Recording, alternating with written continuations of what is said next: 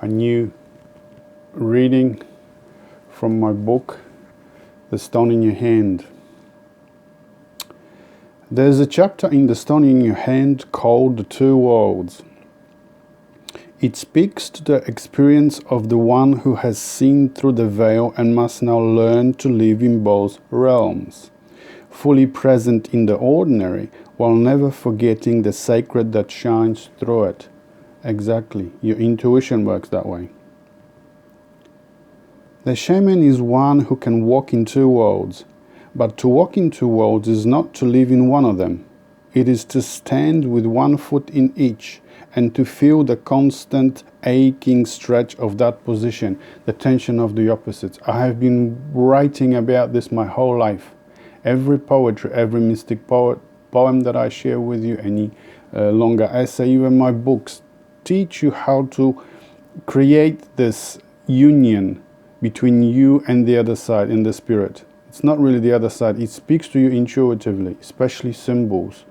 When you reach that deeper level of the collective unconscious, it does not have the ordinary language, like it doesn't speak English or something. It does, it will talk to you, but it will always talk in its own language of symbolic language, mythological language.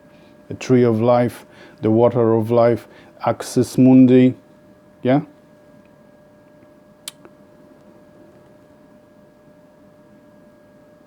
Aching stretch of that position, okay.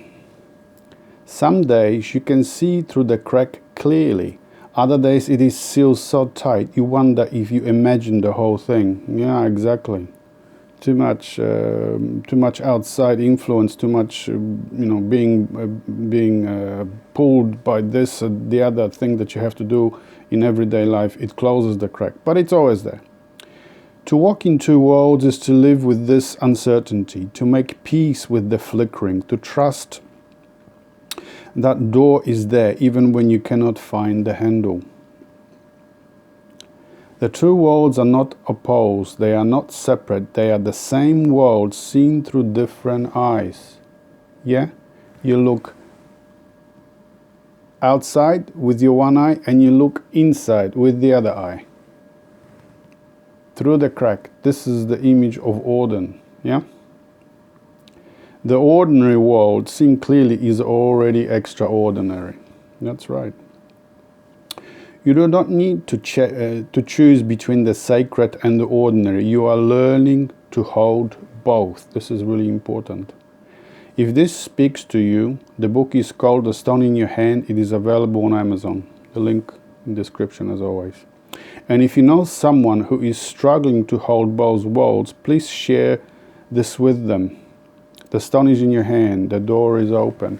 This is really important work because it creates wholeness. Intuition works that way. Intuition is the door, the crack through which you look inside and information flows to you outside. It is, I was just talking about the symbolic language of the soul, of the unconscious, the collective unconscious, the tree, the tree of life, the water of life, axis mundi, Odin, one eye closed, one open, one looking inward, one looking out. These are all images of that threshold, of that crack, of that middle way, the Buddha's middle way, that creates this wholeness, this participation in both worlds at once. You can do this while you're washing dishes. You remain focused. You remain open to intuitive understanding or intuitive information that flows to you.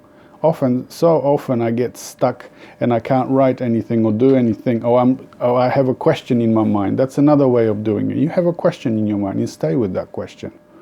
I might just, nothing comes, I'm frustrated, then nothing happens, I don't get the answer straight away, yeah? I'll go away, make a cup of tea, coffee, and suddenly, because I'm no longer trying, forcing, suddenly bang, and I get it. It's there. That's what it is. You remain focused, you stay with the question, and things happen of their own. You don't need to force the river. The river knows how to flow. Yeah? That's what I'm talking about. and symbols, and it's got lots of symbols. Dog is another one. The knows that, you know, has the ability to follow an invisible trace back to its source. Lots of things. Door, gate, bridge, boat, from one shore to the other. So that's today's shorter video. Next time I will make a longer video, and I'm going to talk about the Odyssey. Odysseus, his journey through the Odyssey, through the initiation that he suffered, if you like, with the feminine. The warrior, the power over the typical male of the warrior culture, comes to terms with the feminine, and he comes out at the end a completely different, changed human being. So that's what I'm going to talk about next time. It'll be a longer video. So I hope to see you there. Okay? See you for now.